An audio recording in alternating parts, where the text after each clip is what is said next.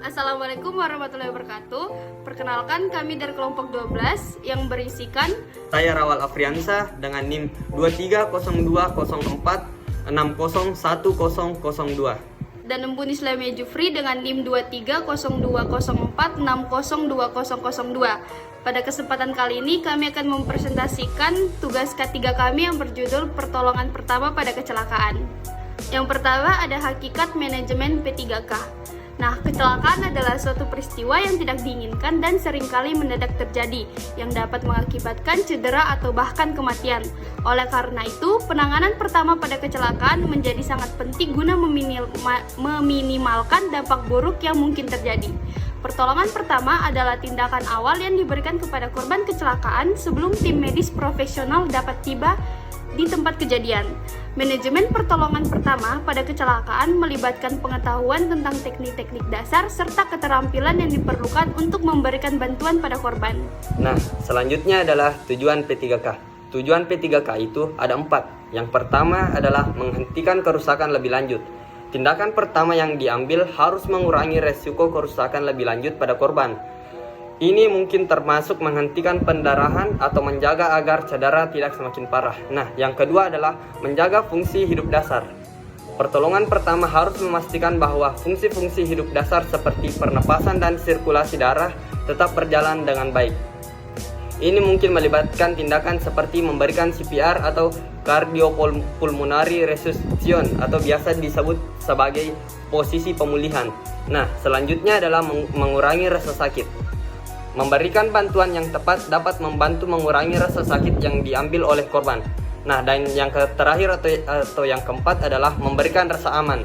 Pertolongan pertama juga harus memberikan rasa aman kepada korban dan menjaga agar mereka tetap tenang.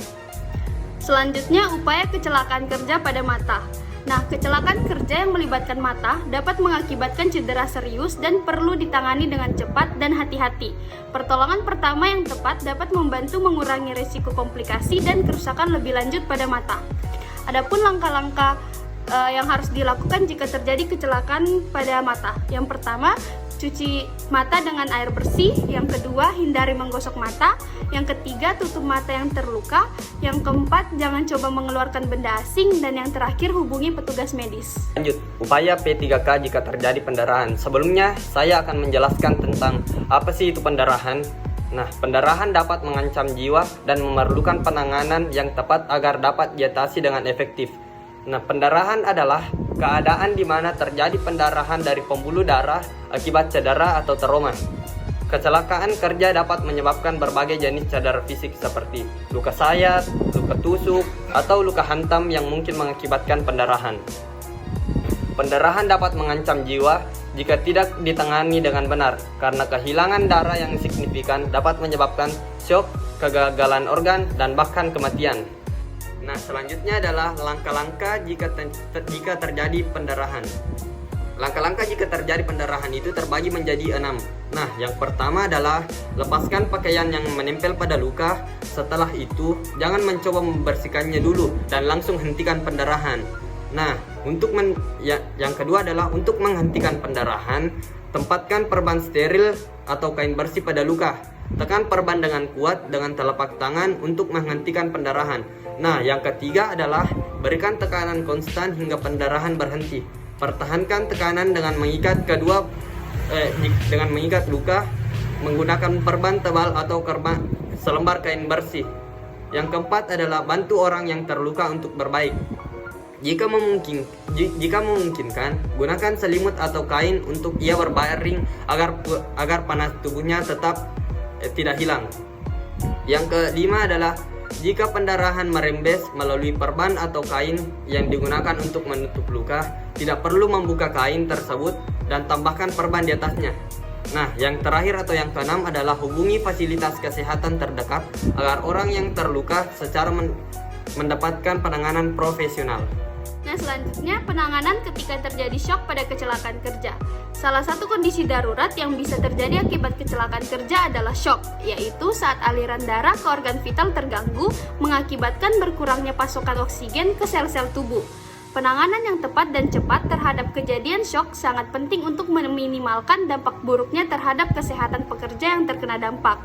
Adapun langkah-langkah dari penanganan jika terjadi shock yaitu yang pertama, bawa penderita ke tempat teduh dan aman, tidurkan terlentang, pakaian penderita dilonggarkan, cegah kehilangan panas tubuh dengan memberi selimut penutup, tenangkan penderita, pastikan jalan nafas dan pernafasan baik, kontrol pendarahan dan rawat cedera lainnya bila ada. Bila ada, berikan oksigen sesuai protokol, jangan beri makan dan minum, periksa tanda vital secara berkala, dan rujuk ke fasilitas kesehatan. Nah, lanjut tentang upaya mengatasi luka bakar. Nah, saya akan menjelaskan apa sih itu luka bakar. Jadi, luka bakar adalah cedera pada kulit dan jaringan di bawahnya akibat paparan panas, bahan kimia, sinar matahari, atau sumber panas lainnya. Penanganan pertolongan pertama pada luka bakar atau P3K sangat penting untuk mencegah infeksi, mengurangi rasa sakit, dan mempercepat proses penyembuhan. Nah, selanjutnya, jenis-jenis luka bakar berdasarkan penyebabnya. Nah, jenis-jenis luka bakar berdasarkan penyebabnya itu terbagi menjadi 3. Yang pertama adalah luka bakar ringan, yang kedua adalah luka bakar sedang, dan yang ketiga adalah luka bakar berat. Nah, adapun langkah-langkah cara mengatasi luka bakar ringan. Nah, yang pertama adalah bilas area yang terdampak dengan aliran air yang sejuk. Anda juga bisa merendamnya di air sampai rasa nyeri atau panas meredah. Nah, yang selanjutnya atau yang kedua adalah gunakan kompres jika tidak tersedia air mengalir. Nah, yang ketiga adalah hindari penggunaan es batu. Nah, yang keempat adalah tutup luka bakar dengan kain bersih atau perban steril. Nah, yang kelima adalah berikan olesan Petroleum jelly atau jeli lidah buaya pada luka korban untuk memberikan efek menyejukkan pada kulit. Yang selanjutnya adalah hindari mengoleskan minyak, lotion, atau krim, terlebih yang mengandung aroma pada area luka korban. Yang terakhir adalah konsultasikan pada dokter apabila luka tak kunjung membaik setelah melakukan pertolongan pertama. Lanjut pada penanganan luka bakar sedang. Nah, adapun langkah-langkah penanganan luka bakar sedang itu adalah yang pertama, gunakan kompres atau rendam luka dalam air sejuk selama 10 hingga 15 menit. Yang kedua, hindari penggunaan es batu karena dapat menyebabkan rasa sakit serta kerusakan yang lebih lanjut. Yang ketiga, hindari memecahkan lepuhan luka karena berisiko menyebabkan infeksi luka. Yang keempat adalah usahakan menutup luka bakar dengan perban steril dan pastikan perban tidak terlalu kencang agar tidak menempel pada luka bakar dan tidak menyumbat aliran darah. Nah, yang terakhir atau yang kelima adalah bila luka bakar melebar, segera pergi ke rumah sakit untuk mendapatkan perawatan medis. Nah, sekarang lanjut ke langkah-langkah cara mengobati luka bakar berat. Adapun langkah-langkah cara mengobati luka bakar berat adalah yang pertama, jauhkan korban dari sumber kebakaran atau sumber yang menyebabkan luka bakar. Yang kedua adalah gunakan perban steril untuk menutupi area yang terbakar secara longgar. Nah, yang ketiga, hindari merendam luka bakar di dalam air dan jangan mengoleskan salep atau krim tanpa anjuran dari dokter. Yang keempat adalah hindari memberikan air dingin pada luka bakar yang melebar untuk mencegah hipotermia dan hipovolemia. Yang keenam adalah pisahkan jari kaki atau tangan yang terluka untuk menggunakan perban atau kain yang steril. Nah, yang terakhir adalah gunakan selimut untuk menutup bagian tubuh yang terluka. Selanjutnya, penanganan yang dilakukan pada korban sengatan listrik.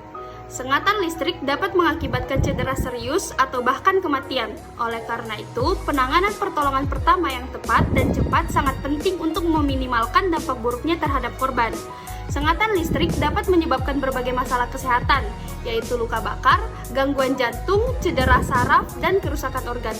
Adapun langkah-langkah yang dapat dilakukan, yang pertama mematikan aliran daya, yang kedua hubungi IGD, yang ketiga jangan menyentuh maupun memindahkan korban, yang keempat memeriksa tubuh korban, yang kelima menutup luka bakar, dan yang terakhir melakukan CPR. Nah, lanjut pada penanganan jika korban mengalami keracunan bahan kimia. Apa sih itu keracunan bahan kimia? Nah, keracunan bahan kimia terjadi ketika tubuh terpapar zat-zat kimia melalui inhalasi, kontak kulit, atau konsumsi. Bahan kimia dapat berasal dari lingkungan kerja, rumah tangga, atau lingkungan sekitar. Pada penanganan pertolongan pertama yang benar pada korban keracunan bahan kimia, sangat penting untuk mengurangi dampak buruknya terhadap kesehatan korban dan mencegah komplikasi yang serius. Keracunan bahan kimia dapat menyebabkan berbagai efek buruk pada kesehatan, yaitu iritasi kulit dan mata, gangguan pernapasan, gangguan sistem saraf, dan kerusakan organ internal. Langkah-langkah yang dapat diatasi jika korban mengalami keracunan bahan kimia. Yang pertama, pastikan keamanan. Yang kedua, panggil bantuan medis. Yang ketiga, isolasi korban. Yang keempat, bilas kulit dan mata. Yang kelima, bersihkan pakaian. Keenam, konsumsi cairan. Yang ketujuh, jaga pernapasan. Dan yang terakhir, konsultasi profesional medis. Adapun kesimpulan dari presentasi kami, yaitu penanganan pertolongan pertama memiliki dampak besar dalam meminimalkan dampak buruk cedera atau kejadian darurat. Keterampilan P3K yang baik, pengetahuan tentang langkah-langkah yang diperlukan, dan kesadaran akan pentingnya keselamatan dapat membuat perbedaan antara penyembuhan yang cepat dan dampak yang serius. Oleh karena itu, pemahaman tentang P3K dan praktik pencegahan harus ditekankan dalam berbagai lingkungan, baik di tempat kerja maupun dalam kehidupan sehari-hari untuk melindungi diri sendiri dan orang lain dari resiko cedera dan bahaya. Sekian dari presentasi kami, lebih dan kurangnya mohon dimaafkan. Wassalamualaikum warahmatullahi wabarakatuh dan terima kasih.